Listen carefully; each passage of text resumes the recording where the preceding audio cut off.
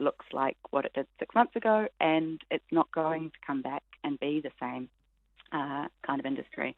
It might need support, but it needs considered support. And so it's that consideration of how we actually grow things that will be valuable in the future. So industries that address climate change directly, that address issues of energy generation and storage, that address issues of sustainability and technological sustainability. Those are some of the big things that I think, those are some of the parts of the economy that government support should be putting.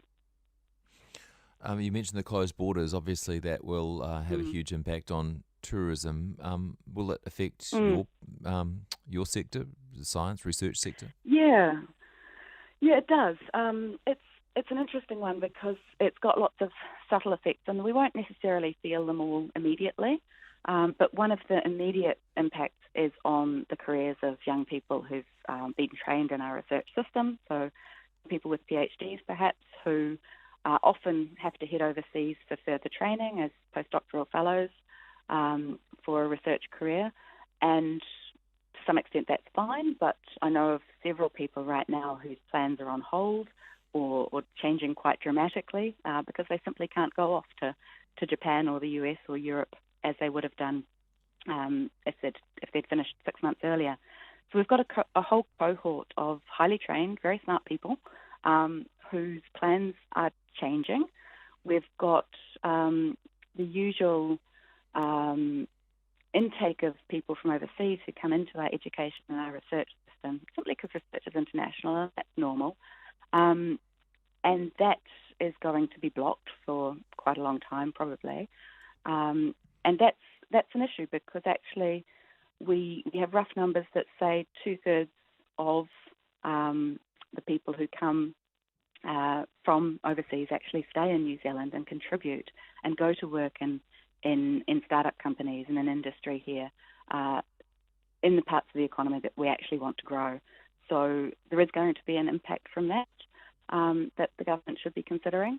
And beyond that, there is sort of more just the business as usual science, so access to equipment, access to people who come here and fix pieces of equipment that are based here, for example. So there are quite a few of those sorts of impacts that I don't think we've really got our head around how to address, but we are going to need to. One other little piece of this funding is one I wanted to ask you about, the $33 million investment into a fund to be co-designed with Māori to deliver on the research, science and innovation priorities of Māori. How significant is that? I think that's great. The one thing I'm slightly concerned about is that looking at the table for that investment to turn up, it looks like the actual money might not come through for a couple of years, that the co-design period is going to take a wee while. And so I think it's a great scheme because it's the kind of thing we need to be doing. Whether or not it's really a COVID recovery package, I'm not sure, but I think it's a good thing because what we need from government funding is actually incentives like this for things to happen that our institutions just aren't going to support off their own bat. You know, whether you're talking about our Crown Research Institutes or our universities, our institutions kind of have, they're invested in the status quo, let's say, and they're invested in senior researchers who have the kind of CVs that pull in additional funding for institutions. And so government really does need to target funding to make the kinds of things happen that institutions won't support. And so in addition to the Māori research scheme, which I'm really pleased to see, the one thing I think is still missing is additional support for our early career researchers. Yeah, whereas where are next year's funding recipients coming from, or those of 10 years from now? Or the people who are stuck here right now, you know, what sort of bridging funding can we give them? You know, for 1 year attached to a research institute to find a network here. Also New Zealanders who have gone overseas to train but who might actually be ready to come back about now.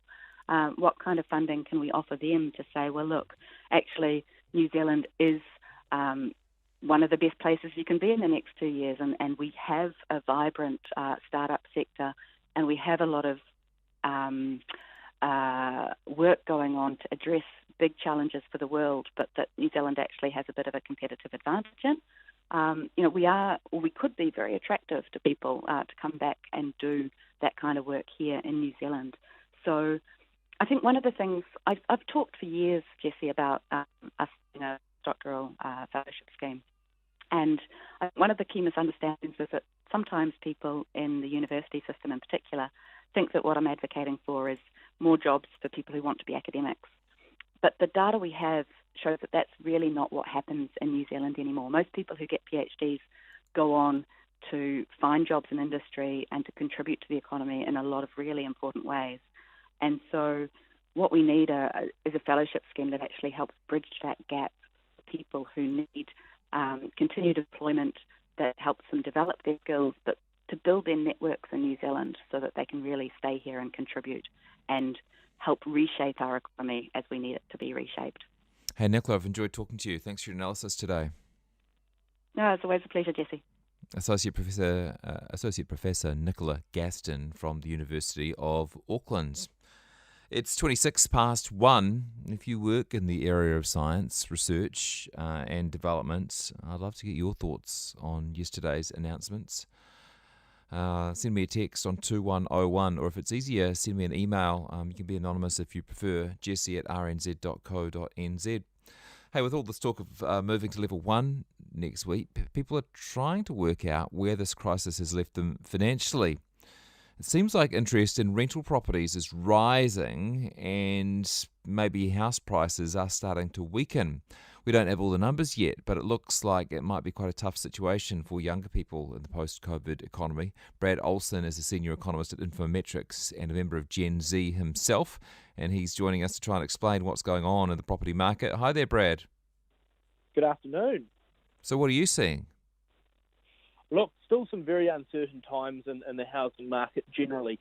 The sort of the early numbers we're getting through they're really hard to decipher in a sense, Jesse. Essentially what we've had, right, is going into COVID-19, the housing market was still holding up pretty well. We've had 1 month of lockdown, and the numbers we're starting to see come through for May, in a sense, they capture that catch-up. So we're seeing a few mixed messages at the moment, but what I think that the broad trends that we are starting to see the early signs of is that the housing market is tipped to go down. A survey that came through from the Commission for Financial Capability did show that 10% of New Zealanders that were surveyed hadn't been able to make either a mortgage or a rent payment through lockdown and through the other side of it. 34% of households reporting that they were in financial distress and financial difficulty when it came to their housing situation. So essentially what that says to me is that as we've had people who have lost their jobs, and we know actually that young people have faced that burden the greatest, the number of people that have lost their jobs has been concentrated in those below 30, they are in a much harder place. They don't have jobs, they don't have as much money coming forward. It is a tough place. At the same time, though, and can't be too doom and gloom about these things, although it's pretty easy to be in these times. What we have seen in recent weeks, of course, is those fixed mortgage rates go lower. 2.59 being offered. We just never thought we'd see that before, as well as people's KiwiSaver balances starting to come back up. So if you're a first home buyer and you still have a job, yep, it's probably easier to get into the market than otherwise, but also everyone who's able to get into the market is now trying to do so. So there's still a lot of hot competition.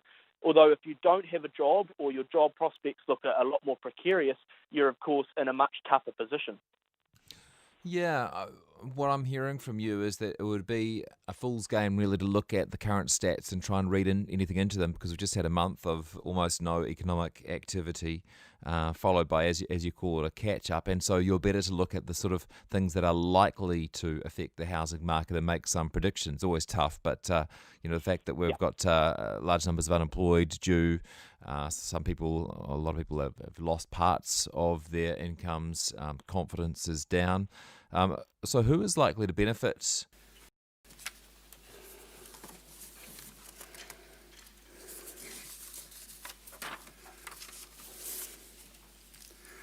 Good afternoon. We've just come from the Foreign Affairs and Defence Select Committee estimates this morning.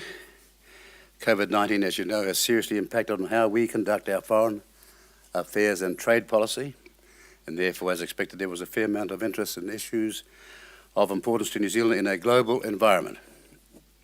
We had the chance to reiterate the importance of a fully resourced global network of diplomats to assist in our trading, consular and diplomatic efforts, or to underscore the importance of making an investment like that, where both our international relations and trade is critically dependent upon it. That network's reporting across the world has played a key role in enabling the government to learn from others and their actions. That network has also provided an unprecedented level of consular assistance to New Zealanders overseas. Nearly 80,000 New Zealanders have returned home since we went into lockdown via government charter flights, specially organised commercial flights, and facilitation with transiting foreign countries on the way home. We've also helped facilitate the exit of 50,000 foreign nationals out of New Zealand, and all the while moving 130,000 people without imperiling our health system. The Ministry of Foreign Affairs and Trade is also looking ahead as we re-engage and reshape our relationships and trade policy in the face of a global recession and growing protectionism. The work of the Ministry will be more important than ever in a post-COVID-19 world, and we will need to look at our partners and to our neighbours to champion the values of our nation for the security of all New Zealanders. We're interested to note that neither the National Party's Foreign Affairs nor trade spokespeople attended today's hearings, but perhaps you've got some questions. Mr. Peters, does New Zealand First feel that it's being absorbed by the Labour Party at the moment? No. Shane Jones, in fact, said that this morning. Well, I don't know what he means by that, but the answer is no. We're not being absorbed by anyone. We're the one party that for 27 long years has plied our own trade, so to speak, not in concert with others, not dependent upon others, all by ourselves. Are you going to remind people of that, though? No. Since you've been in the coalition with Labour, you're not having to now remind people as we edge towards the election? No. People can see very, very clearly the need for a party like New Zealand First with its common sense principles and its experience, which is resounding at this present time on so many critical decisions. That's what people are seeing. Just because we were in the COVID lockdown, we all were, as you know, not being able to be part of the then circumstance other than get on with our job and foreign affairs and in terms of other portfolios as quickly as we could. But in the last few weeks, you've seen again the importance of New Zealand First, which we emphasised from the day this coalition was first formed. Does New Zealand First's negotiations on commercial rents mean that businesses missed out on help when they needed it the most? No, because the 100,000 loan at 3%, payable after 2 years, not payable in terms of interest if it's paid back after 1 year, but for a term of 5 years, was New Zealand First's idea, and the take-up proves it. It's been dramatic. And so we did that to cover the very costs that you're talking about with respect to this matter. 2 months of negotiations on how landlords can negotiate with their tenants. It's a long, long time for businesses to wait. Well, first of all, come back to the fact that we dealt with the cost structure, and we were the ones that said it's got to be commercially viable. It's got to be 100,000. That's our policy, just in case you didn't know that. And here we're coming now, having seen an attempt to alter every lease contract, which is really a matter of great sanctity in our system of law, and we said you can't do that. What we can do is look at those ones that need to be circumstances of fair treatment to both landlord and tenant. This is a very small minority, not the mass majority, where every contract was going to see the sanctity of the contract broken, and we said you can't do that. Mr. Peters, 20 full-time employees. Why that limit? Pardon? Why the limit of 20 full-time employees? Because that's the definition of an SME. Mr. Peters, just on those caps. Look, can we just have this way? You can't have somebody getting 5 questions in a row. If you get 5, the next person gets 5, the rest of you are not going to get a fair go. And a fair go is what we're all about. Can we have one at a time? Thanks. Just on those caps, the starting point initially was no cap at all in terms of FTEs. Then it came down to 50 or fewer, and you landed with Labour on 20 or fewer. A lot of SMEs will miss out on this as a result of that move from narrowing from 50 to 20. Do you accept that some businesses will be feeling a bit ripped off that it's become that narrow? I don't believe so, because don't forget, we had this special provision, which was 20 or less at a separate site. Now, for a number of businesses, stretched over 10 sites, who had been missing out on the previous criteria, they're allowed in under the criteria we have set. But don't forget, it wasn't New Zealand First that set the SME level at 20. That's been around for some considerable time.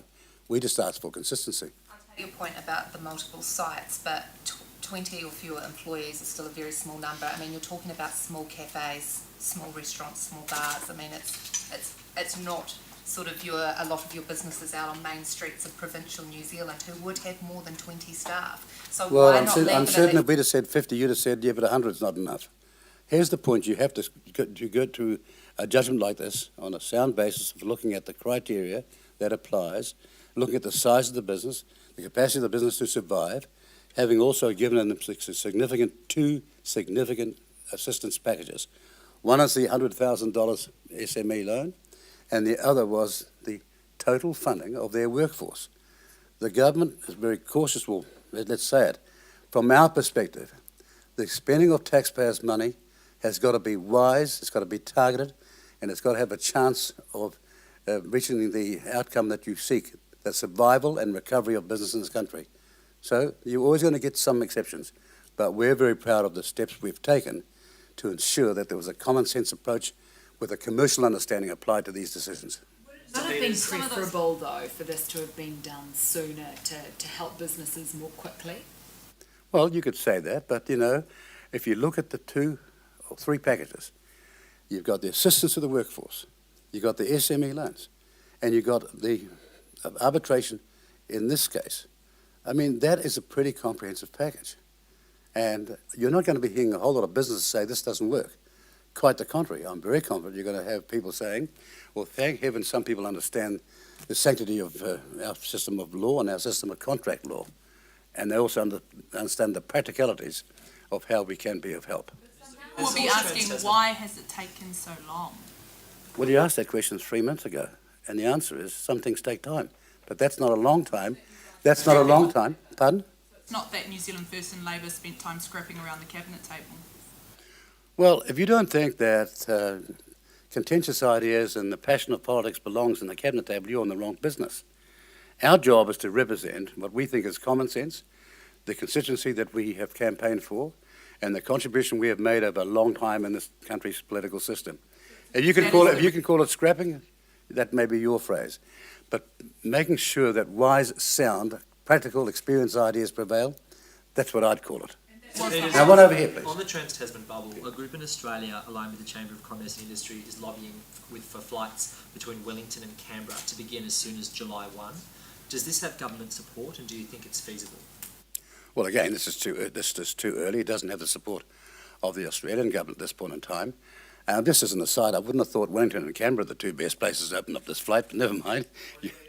I've got nothing against Canberra, but I'm for mass population movement by way of demand rather than the capital cities. Having said that, it'll no doubt, I see that the people in the cabinet in Australia start to make comment. It'll be over to the Australians more than us because they've got the federal system and they still are not flying interstate. Are feasible on any level? New Zealand First set up a website to ask its members what it thinks of a capital gains tax? No, not to the best of my knowledge. I think the other parties have advocated a capital gains tax, advocated increasing the age of retirement, advocated all sorts of things. If we're asking those questions, we're asking people, these parties are saying this, what do you think? But I personally. Do you think that Labor is always aware of the fiscal costs of decisions that they attempt to make? Labor is not making fiscal decisions by itself. Labor is in a coalition with New Zealand First, and after all this time, since the advent of MMP in 1996, Mr. Soper, we need to get the lexicon right. They're not running the country by themselves. They're in a coalition with New Zealand First. And they're only in the government because New Zealand First chose them to be there. On the Trans-Tasman bubble, is July feasible between any part of New Zealand and Australia? Well, look, writing the protocols, getting everything ready, the safety measures are critical as well. Getting that all ready, still nevertheless, where we are concerned, depends upon Australia. We're waiting for a response from their federal government. The federal government in Australia has the right to determine who arrives in Australia, but once they land, that right goes to whatever state they're going to. And so it's complicated. We've got a much more simple system. So I think it's Australia we'll be waiting upon. New Zealand would be ready by July, Australia wouldn't? I'm just trying to understand whether... Well, I can tell you that in the 23rd of April, 33rd of March, before we even went into the lockdown, the Foreign Affairs team was gearing up to talk to DFAT Australia to start even before we went into the lockdown to get out of it. So my officials have been really all over this like a rash. Yeah, I understand that. With all due respect, though, I'm asking about July. So in July, would New Zealand or any part of Australia actually be ready to receive or take people? Well, that again, it depends on the progress we make in preparing an agreed set of protocols and safety procedures with Australia. I'd like to say, as I said to you, it should have happened yesterday. That's what I'd like to be able to say, given their enormous record of performance in Queensland, which has been superb, Northern Territories, and dare I say Tasmania. But we're dependent on Australia. New Zealand First has been a lot more vocal in its criticism of Labor in recent weeks. Are you in campaign mode now? When have we criticised Labor? On level 1, failure to move quick enough. Well, hang on. Again, look, I tell you, am I wasting my time with the MMP lexicon? We do not have Labor and New Zealand First operating in isolation in this operation. We're a coalition. So if we're criticising anyone, it's the process and the decision-making process. And we have said, given what the criteria was, and I've enunciated this personally, and the Prime Minister agreed to tell the media that that was the discussion in Cabinet, so any talk of breaching the Cabinet manual is so much poppycock. We have said, given the criteria laid down, 2 cycles, 28 days, now 34 days, what is the delay now?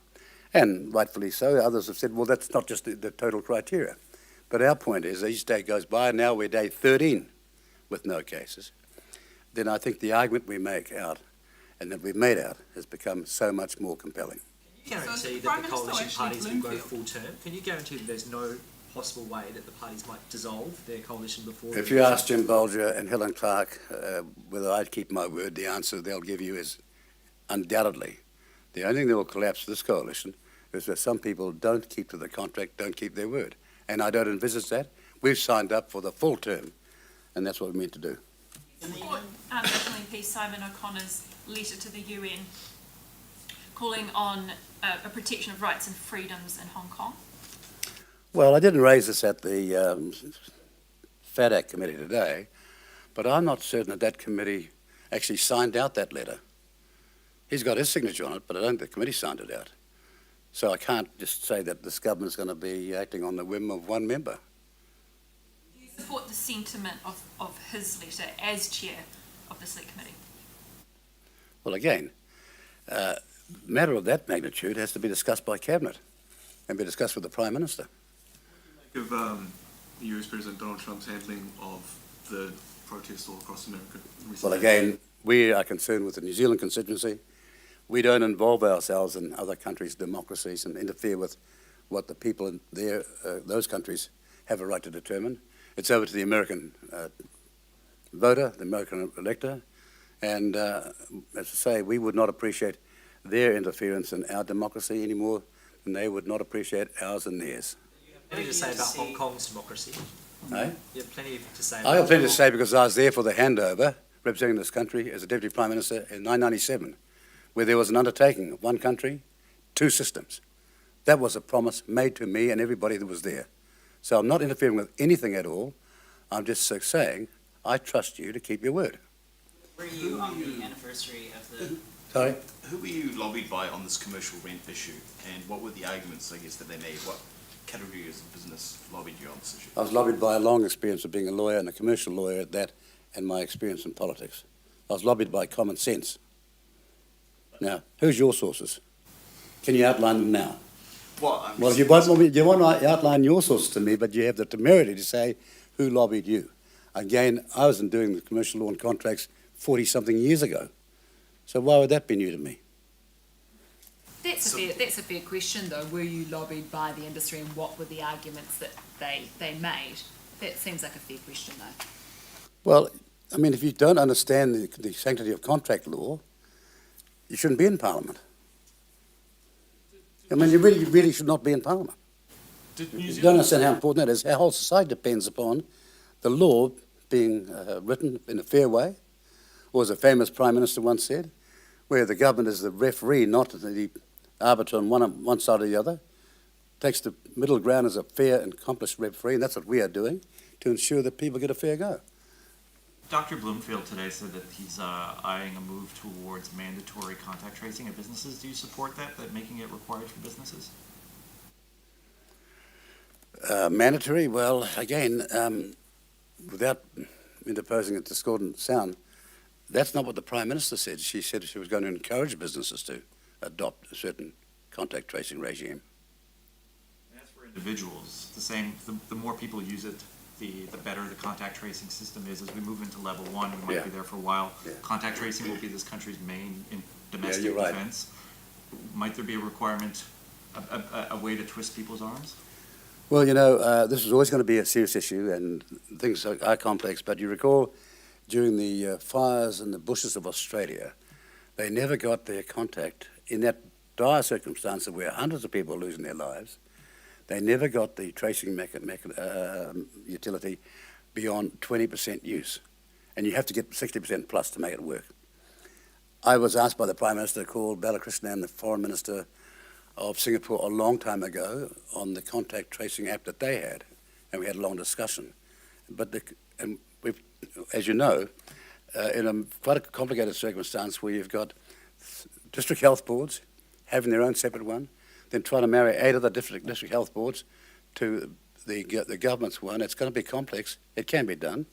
But the reality is, if we don't get ourselves well beyond 60% use or take-up, then it will not be as nearly as helpful a utility as we thought so. New Zealand First ensured that the inclusion of cameras on fishing boats has been pushed out by a further few months to October next year.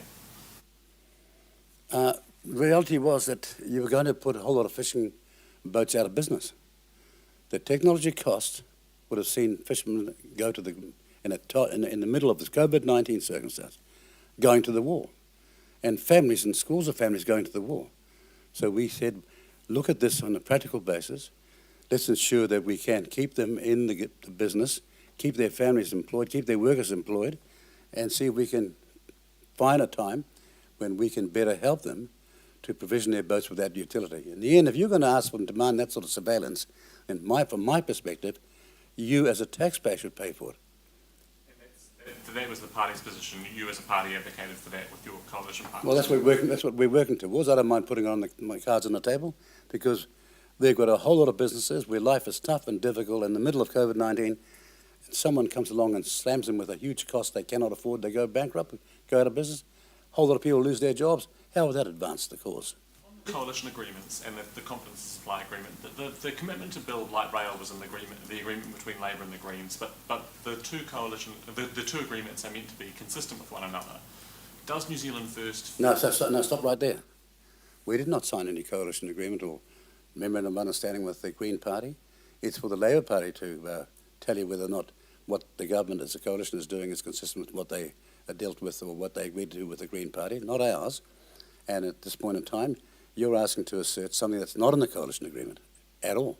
Do you expect the Green Party to re-enter Parliament after the election? Do you think they'll... Why are you asking that question? What did you ask them? I'm interested in your thoughts. Well, I noticed that some of you people are back repeating the same story about the polls. What's extraordinary about it is, how do you explain what I'm doing here and my party doing here for 27 years if you pollsters are right? And I wish you'd just get a grip of reality. You stand back and watch what happens in this election, and you're seeing it right now. What happened to the Green Party at the election, do you think? Well, now, look, I can't answer for the Green Party.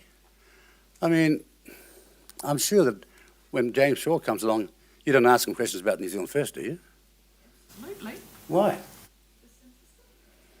Well, actually, I'm a busy man, and if you're just interested, then sorry, I'll have to move on. Yes. Peters, Two more questions, eh? You haven't been here for the whole 27 years. Have you heard the date June 15? Oh, yes, I have. Landed about as the day. I was always coming back, mate.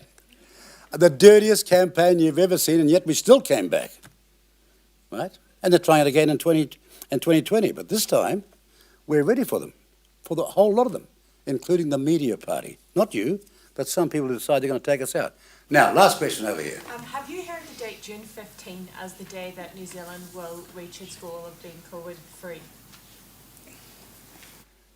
Well, following the experts and Ashley Bloomfield and all the epidemiologists, there will not be a date like that until we get a vaccine.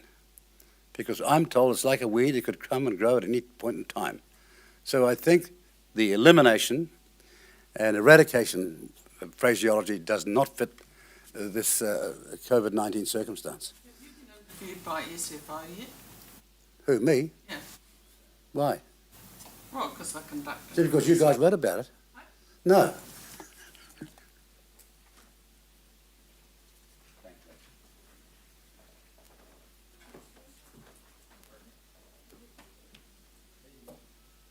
I had a boy number 8, and I am so